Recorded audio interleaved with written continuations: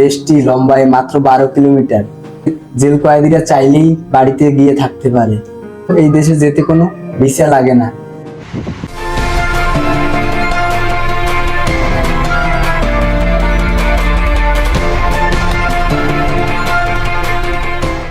আসসালামু আলাইকুম, আশা করি সবাই ভালো এবং সুস্থ আছেন।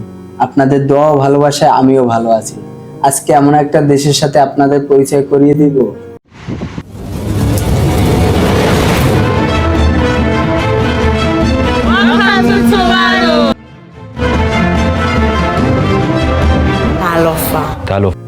আপনি চাইলে এই দেশটা এক প্রান্ত থেকে অন্য প্রান্তে মাত্র 10 মিনিটে যেতে পারবেন। এই দেশে মাত্র 11,000 লোক বসবাস করে। এই দেশে সাধারণ জনগণের গাড়ি কেনার অনুমতি নেই। হাস্যকর একটা বিষয় হলেও এই দেশে গাড়ি রাখার মতো পর্যাপ্ত কোনো জায়গাই নেই। এই দেশের ক্ষেত্রফল মাত্র 26 বর্গ কিলোমিটার।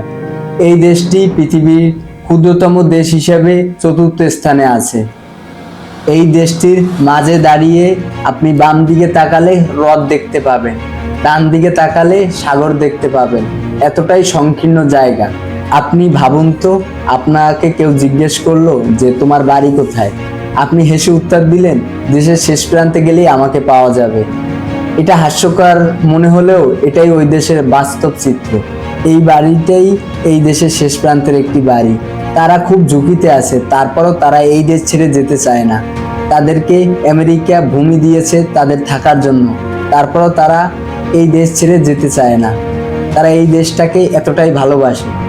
এই দেশে প্রাথমিক বিদ্যালয় থেকে হাই স্কুল অবধি আপনি চাইলে ফ্রিতেই শিক্ষা গ্রহণ করতে পারবেন।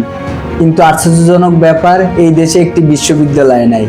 বিশ্ববিদ্যালয়ে পড়ার জন্য শিক্ষার্থীদের ফিজিতে যেতে হয়। এটা হলো এই দেশের একমাত্র জেল। এখানে পুলিশ মাত্র 3 জন। আর আশ্চর্যজনক ব্যাপার এটাও যে এই জেলে লকআপে কোনো তালা থাকে না। আসামিরা চাইলেই বাইরে যেতে পারে, ঘুরে আসতে পারে, তারপরও তারা এই জেল থেকে পালিয়ে যায় না। আসামিদের ভোর 5টা বাজে জেল থেকে বের হওয়ার সুযোগ দেয়, তাদেরকে কাজ করার জন্য এবং উপার্জন করার জন্য।